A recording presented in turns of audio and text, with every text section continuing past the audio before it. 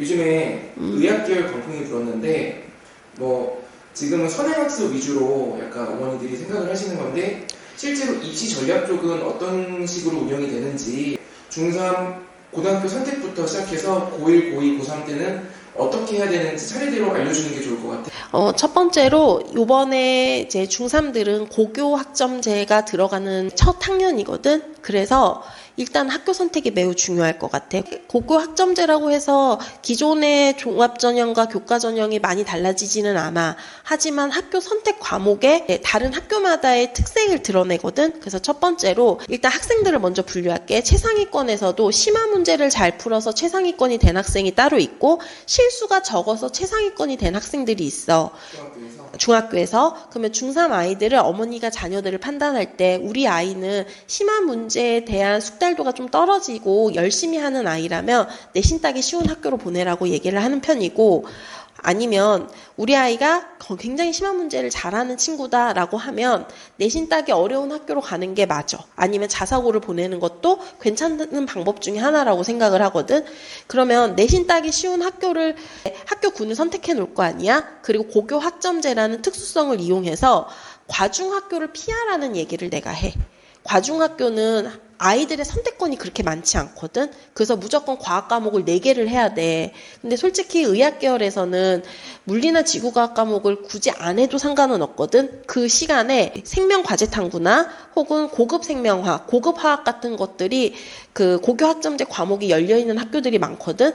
그런 걸 선택하면 되는데 그러한 기회를 잃어버리니까 의생명 쪽으로 특화된 학교들이 있을 거야. 거기로 선택하는 게 좋고, 그 다음에 사고력이 괜찮은 친구들이 자사고나 내신 따기 어려운 학교를 선택했다면 수능과 수시를 함께 공부하는 방식으로 학교 선택을 하는 게 좋고, 의생명이 이렇게 특정화되어 있는 학교들을 선택하는 게 좋지. 근데 내가 솔직하게 말하면 요즘 전교 1등부터 4등까지는 무조건 의생명 쪽이거든. 그래서 어떤 학교를 가나 최상위권 친구들은 늘 잘해. 내신 따기 쉬운 학교도 잘할 수밖에 없거든. 그래서 이제 가끔 이제 어머니들이 전화해서 어떤 학교가 내신 따기 쉬워요? 라고 얘기를 하면 나는 없다라고 해. 지금 1등급은 모든 학교가 내신 따기 굉장히 힘들다고 표현을 하거든.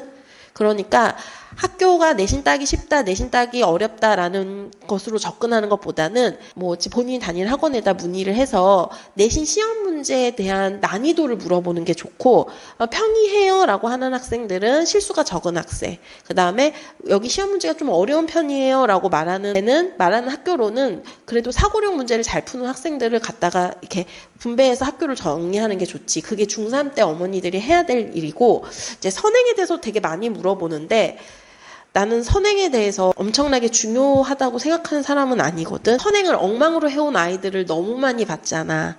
그러니까 진도를 따라가는 거지 그 아이들이 사고력을 생각해서 푸는 경우는 거의 없었잖아. 어설프게 선행을 하는 친구들보다는 심한 문제를 많이 풀어서 혹은 수능 문제를 좀 많이 풀어서 탄탄하게 공부를 해온 게 더 중요하지. 선행을 어디까지 나가요? 저희 지금 아이가 고3 걸 풀어야 되나요? 이런 건 별로 안 중요한 것 같아. 하지만 수학 선행 1년은 완벽하게 해놓으면 1학년 내신은 그래도 먹고 들어간다라고 말을 할 수 있지. 그 정도의 선행까지만 필요한 것 같아. 그러면은 고등학교 1학년에서는 내신 성적이 이제 상위권이 나왔다라고 생각을 하고 준비해야 되는 뭐 전략 같은 거는 이제 어머니들이 1.0, 1.1이 나오면 우리 아이 생기부에다가 의사 얘기를 굉장히 많이 쓰거든. 그런데 1학년 내신은 중3의 과정에 먹고 들어가는 부분이 있어서 2학년 때 내신이 어떻게 나올지 몰라. 보통 1학년 내신은 중3의 공부랑 연결되어 있거든. 그래서 2학년 때 떨어지는 아이들이 굉장히 많기도 해.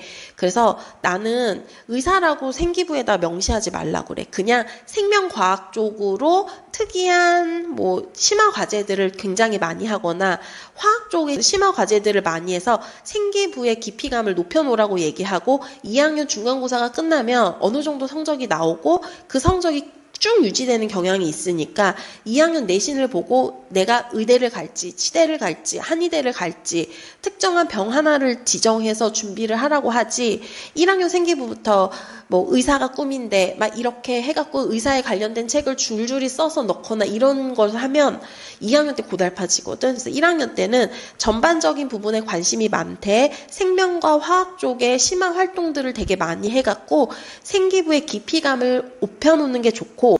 그러면은 고1 때 생기부 주제로 뭐 예시 같은 게 있을까? 그렇지, 있지. 뭐 통합과학을 한다. 그러면 이제 통합과학에 보면 탄소 화합물 같은 것들을 배우잖아. 그러면 탄화수소를 활용해서 신약 원료로 만드는 방법에 대한 연구라든지, 그다음 뭐 이제 인공지능 수업도 요즘에 많더라고. 그러면 인공지능 수업들을 통해서 우리나라 의료 데이터 혹은 생명과학 바이오 데이터를 활용해서 어떠한 인공지능을 만들어서 신약 개발 플랫폼을 만든다던가 혹은 뭐 신약 재창출을 만든다던가 이런 식으로 정리하는 게 좋은데, 내가 지금 이 말에는 의사라는 말이 안 들어가 있잖아.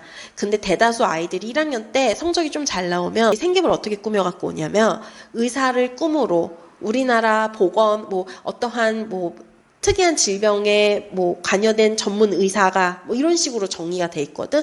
그러니까 생기부에 제발 의사라는 말을 빼달라는 거야. 그냥 생명과 의료에 관심이 많다라는 것만 드러내라는 거거든. 그러면은 2학년 때는 만약에 또 상위권이 계속 유지가 됐어.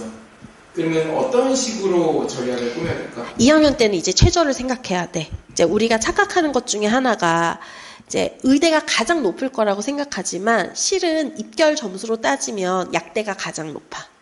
그건 왜 그런 거야? 최저 때문에. 약대는 최저 기준이 굉장히 완화돼서 우리가 흔히 말하길 약대는 내신으로 가는 거고 의대는 최저로 간다는 표현을 하거든. 만약에 의대를 준비할 수 있는 친구인데 성적이 1.3 안에 계속 드는 친구야. 그러면 이 친구가 3합4, 4합5, 4합6 중에서 어떤 것을 맞출 수 있는지를 확인하는 게 중요해. 우리 애는 의사로 쭉 밀고 나가야겠다라고 느껴지면 그 다음부터는 무조건 최저를 봐야 되거든. 의대는 최저를 못 맞추면 갈 수가 없고, 그 다음에 최저가 굉장히 부족한 친구다라고 하면 일단은 약대를 정리를 해놔야 돼. 왜냐하면 이러다가 의대 약대 둘 다 못 갈 수가 있거든. 의대를 지원하는 아이들 입장에서는 약대가 되게 우스워 보일 수 있지만 약대를 지원해서 약대를 붙어놓고 반수해갖고서는 최저를 맞추는 친구들도 굉장히 많거든. 근데 나는 그 방법 두 개로 전략으로 쓰는 게 제일 맞다고 생각해. 그래서 2학년 때 이제 두 가지 부류로 나눠지는 거지. 최저가 3합4, 4합 5 정도를 완벽하게 맞출 수 있다라고 하는 친구들은 무조건 의대로 올인하라고 얘기를 해.